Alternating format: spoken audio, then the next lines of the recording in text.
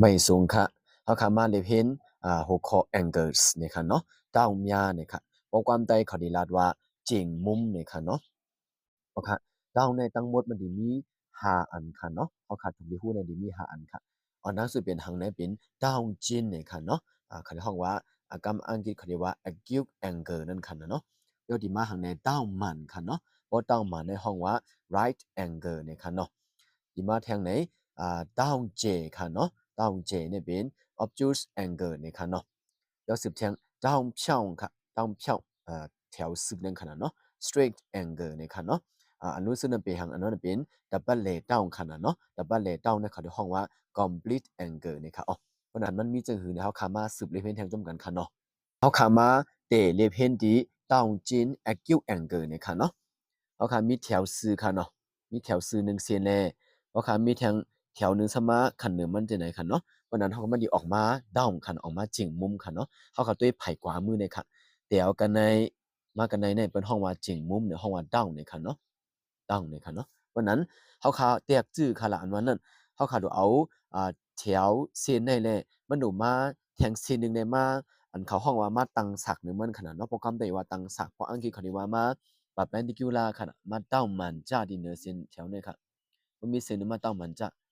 อ๋อ เพราะว่ามันอ่ำใจเซียนอันเต้ามันจ้าเลยมันเรียกหรือขนาดเนาะเพราะว่าเซียนซื่อๆในการขันมันได้มี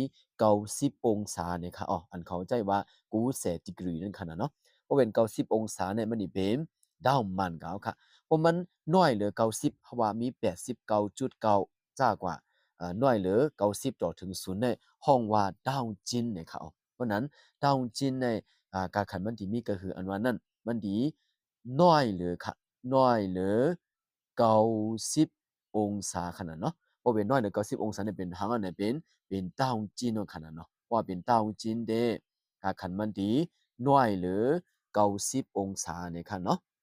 ดาวมัน right angle เนี่ยค่ะเนาะเพราะว่า right angle เป็นจึงเอาขาจันเส้นแถวซื้อเส้นหนึ่งค่ะเนาะแล้วนี่มีทางเส้นหนึ่งเนี่ยมาตั้งสักหนึ่งมันเนี่ยค่ะเนาะมาดาวมันจ้าหนึ่งมันค่ะเนาะมา perpendicular หนึ่งมันจะเนี่ยค่ะเนาะว่าไปเนื้อมันเป็นจึง เขาค่ะภายทั้งขวามือเนี่ยค่ะอันนี้เป็นห้องว่าด้าวมันนะครับอ๋ออันนี้ใช่ว่า right angle นะครับเนาะภายขวาก็เป็น right angle ภายซ้ายก็เป็น right angle นั่นก็ค่ะเนาะในข้อที่ห้องว่าทางในห้องว่าด้าวมันนะครับอ๋อว่าเป็นด้าวมันเพราะในจึงการขันมันทำตีมีคือขลาอันวันนั้นการขันของด้าวมันเนี่ยมันดีมี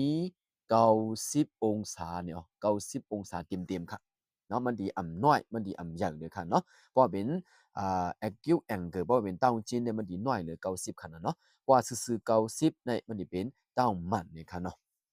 เต้าเจเนี่ยค่ะเนาะ obtuse angle เนี่ยค่ะเนาะเพราะว่าเต้าเจมันจึงเขาขาดที่มีแถวเส้นแถวหนึ่งค่ะเนาะแล้วมันดีมีแทงเส้นหนึ่งมาขันหนึ่งมันจะไหนค่ะเนาะขันหนึ่งมันจะไหนค่ะโอเคเพราะเขาขามาใจเส้นตั้งสักด้วยค่ะเนาะเต้ามันจะมีนค่ะเนาะเต้ามันมีนค่ะเนาะ เพราะนั้นเขาก็บอกมาด้วยภายในไหนมันจะเป็น right angle เนาะห้องว่าจริงซึ่งนั่นคันเนาะ right angle ยมเบอร์มันป่วน right angle ป่วน90กะเดี๋ยวกันในมากันในอ๋อมันเป็น down j กเอาขนาดยมเบอร์ทางไหนมันป่วนกะ90ค่ะพอป่วน90เนี่ยเขาที่ห้องมาหางที่ห้องว่า down j นี่ค่ะอ๋อ down j นี่ค่ะเนาะเพราะ down j ในการขันมันดีมีคือหลานมันนั่นเขาขาปอดเตดังในนับในที่เป็น0ขนาดเนาะ0แถวฮอดกันในเป็น90ยมมันป่วน90กะเอาขนาดเนาะ โยมมันป่น90ก็เอาแลต้าเจเนี่ยมันใหญ่เหลือ90ขนาดเนาะต้าเจมันทำให้มันดีใหญ่เหลือ90 องศาเนี่ยค่ะเนาะพอป่น90 องศากันเนี่ยมันจะเป็นต้าเจก็เอาค่ะเนาะ